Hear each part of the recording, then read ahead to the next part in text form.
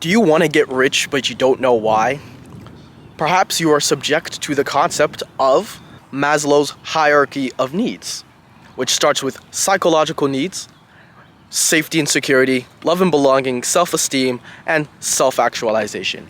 These are the 5 things that you are, according to Maslow's principle, required to have as a human to feel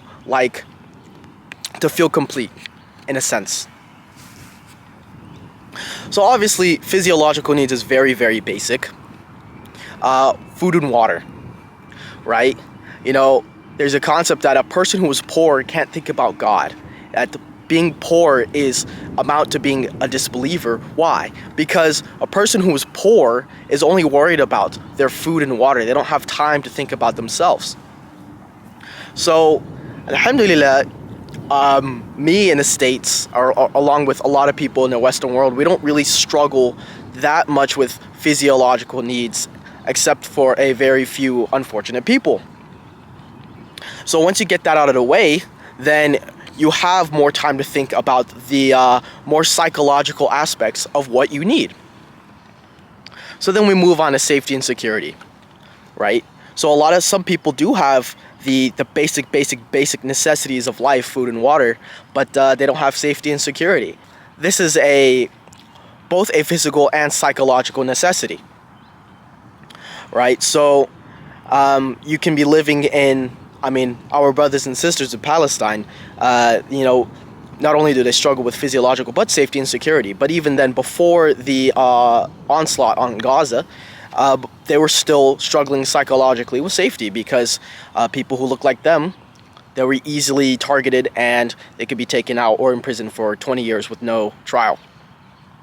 That also occurs in the States to an extent. It's not as bad as it used to be, but Black Americans will face that same kind of prejudice, right? So you'll see that some people's whole life goal is to free their people and to make the world a better place for their kind, for people like them, right? And so when you're worrying about your safety and security, you're not really worrying about these other higher purposes, because that's your higher purpose. So the way that the Maslow's pyramid works is, until you cover that first level, then you're not going to be able to get to the next level. Let's say you have both physiological and safety and security needs met. The next place you're going to be going to is love and belonging. And for most people, this is where it stops, love and belonging. Because you can go your entire life doing all the right steps, completing all the right things, and you can still feel like an outsider. Or you can marry somebody and you'll be married for 20 years, and perhaps you don't love them. This is a very common theme. That's why divorce rates are higher than 50% in America right now, and actually around the world, because this idea of, settle down and choose somebody, you don't really like them, but everybody's got to do it. People have this fear of being left out. It's FOMO. Basic marketing, it's FOMO. The fear of missing out. And this even applies to our real life concepts like love and belonging. So when you get to a point where you're on that point of the pyramid, you're looking for belonging, you're looking for, like a person to consolidate yourself in and to find like inner peace in, then a lot of people don't actually have the liberty to find that. This is why I believe if you get your relationship with God right first, then you can start to seek outside of that, right? Because the whole concept is once you have a base with God, then God's never going to let you down, right? God's always going to love you. So that will always be your safety net. If a person who perhaps isn't religious and they don't believe in God, but they have this partner that they've been in love with for 20 years or 15 years, even 3 years, perhaps they leave them, then that person has nothing to fall back on. So automatically their sense of love and belonging is gone. It's disappeared. It's vanished. It's evaporated. So perhaps the first solution to finding that third base on a pyramid would be to correct your relationship with God. But let's assume that you don't. And you don't have this financial freedom or this liberty to travel and do what you want and to see new faces and people and discover the right person for you. So you're only stuck in your bubble. You stay in your hometown of Ackworth or Rome, Georgia, which is currently where I'm at right now. You stay in your hometown of Ackworth or Rome, Georgia. You have about 30,000 people who live there. 15,000 of them are women. And you only have a select few of people who are actually in your age range. So let's say 5,000. we niche down further. Maybe like 30 of them are your actual type. And so you have this limited pool of options to which you can choose from. So your responsibility is to seek further than where you are right now. You know, the hometown boys, they never really experience more than what's in front of them. And this is why most people don't really make it past this loving, belonging pillar, because they haven't had the opportunity to. They haven't had the opportunity to discover what they like first. So the person that they settle down with, they don't even like them. So I think it's a necessity for someone to seek beyond themselves. I think it's a necessity for someone to go and see the world and to get away from their 9 to 5, at least for a little bit, so that they can discover more the portions of themselves that they didn't know they had. And this way you can see what kind of person will fit that puzzle, right?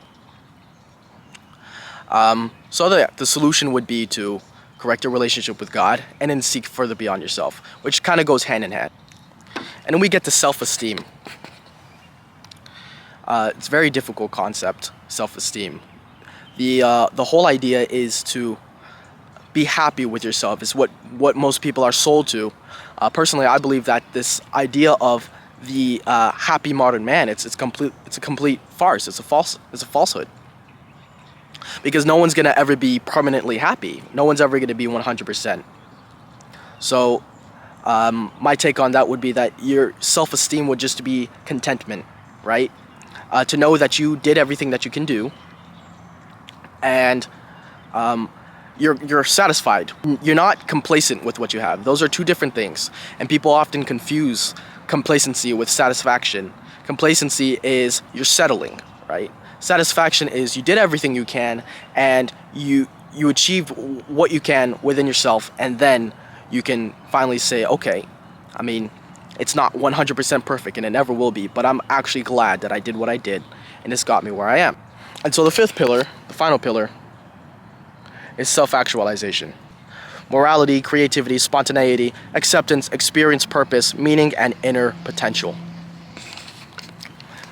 So once you've fulfilled all four pillars, your physiological needs, your safety and security needs, your needs for love and belonging, your needs for self-esteem, you get to this final pillar. This is like the Renaissance man idea, the concept that Leonardo da Vinci, he popularized, that this person has walked all forms of life. They've experienced all kinds of things, and they get to a point where they look into themselves and they try to discover their full purpose. Now, I think that self-actualization can be a little idealistic at times, because what you're basically asking is for a person to 100% know themselves, to be fully conscious of who they are. I mean, if you were to take the example, if a person has never experienced near death, then they're not going to know who they are when they're close to death, when they look death in the face. Like a freak accident, or you're jumping off a mountain with a bungee cord and all of a sudden it looks like it's about to snap. Then and there, you're a different person.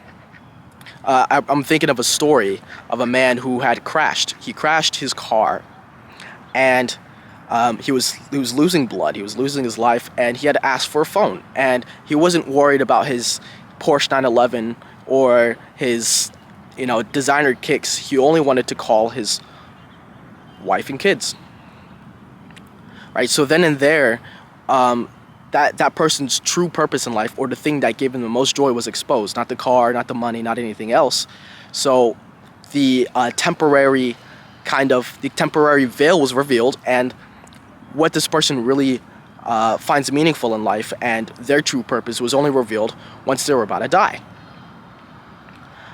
So if you've never experienced a near-death experience, then praise God, you didn't have to do that, but you're kind of left at a handicap, because now you have to Put yourself in situations, experiment with different things to see how you react. Kind of like an allergy test, right? So you get to self-actualization, and the end goal here is to be content. The end goal here is to be content. To be satisfied that if you died tomorrow, you would be okay with how you lived your life. You would be knowledgeable enough to say that you discovered within yourself, you actually explored the inner workings of who you are and what you're capable of. So you use the maximum amount of your potential. That's self-actualization.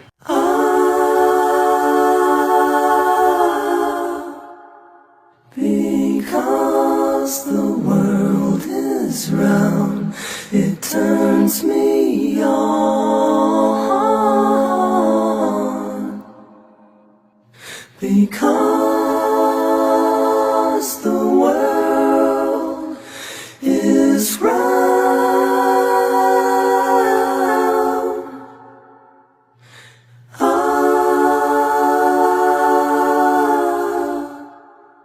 Because the wind is high.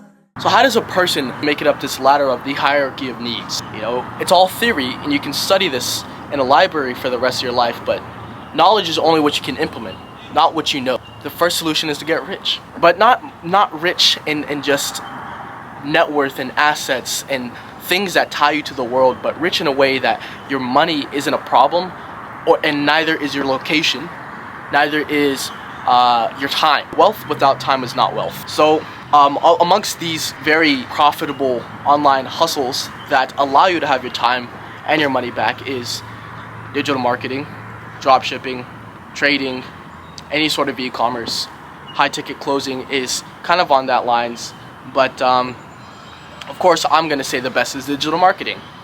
It's an evergreen skill. You can learn how to run your own business later down the line. You know the essential aspect of what gets a product sold, and you're getting paid to help other businesses by being their middleman. So the most low risk opportunity out there is definitely digital marketing. It requires zero startup capital, which is insane. You know, for a person who's working a 9 to 5, maybe you're driving an Uber or you're a security guard or something like that, you're only making 15 to 20 an hour. So how the hell are you going to save up $5,000 to $10,000 to be able to buy a product that you don't even know is going to work? So start with digital marketing. Not only is digital marketing a way you can improve your business sense, but it's also a way you can improve your communication skills. So the quality of your life is going to go up because you know how to talk to people. If you can dedicate 4 years of your life to mindless slave labor that we call schoolwork, and to an education that you frankly can get in a library because it's that easy to purchase a textbook and to make your own quizzes, then you can dedicate 1 year of your life to an online hustle that's going to make you 10x, 20x more money, and you get your time back. You want to move up the pillar, you want to get to self-actualization. You need to first break out of this mindset that you're going to get there by not thinking for yourself. You're not gonna get there by not thinking for yourself. The whole idea of self-actualization is to think for yourself. And you're not gonna do that if you follow this career path and you don't even know that you're in. If you're going to the college route and you have like a purpose in life and you wanna be like a marine biologist and that's something you've always wanted to do, you wanna help the animals, that's a purpose, that's fine. But not the majority of people who are doing this, not doing it for a reason. They're just doing it because someone told them to. So you need to start. You need to start now.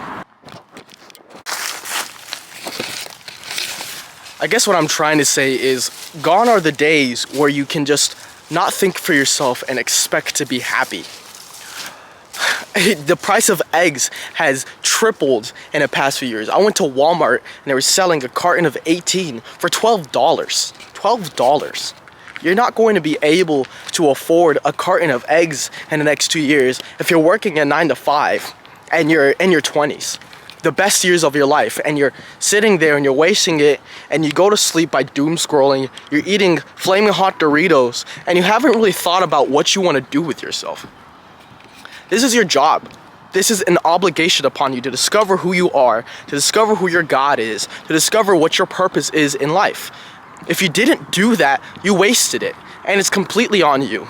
Because there's people around you, myself included, who are telling you that you have to seek beyond yourself. You can't let everybody do the thinking for you anymore. The price of a degree is the cost of your mortgage. So the two biggest purchases in your life are gonna be a piece of paper and a house that you don't even like. If that's how you wanna live, that's completely fine with me. But if that's not how you want to live, then you know the paths to do it. You can't fall victim to the scams, obviously, because there are people out there who just want your money. So then again, it's your job to do your own research. But there's plenty of other ways to get it done. Steve Jobs had a semester of college. A semester of college. This should tell you something, that the top 1% of people aren't doing the things that you're told are the only way to make you happy. You have to take a risk. And the thing is, the criticism is gonna come with that, but you have to be ready for that. So if you wanna get rich, you know the ways how. I gave you some methods. There's a link in my bio if you're an agency or you're a course creator and you wanna double your monthly recurring revenue. That's my guarantee. And if you wanna learn more tips on how to get rich, starting with your mindset, go ahead and hit the subscribe button, like this video, comment, share with your, oh my gosh, I almost did a Ben Bader.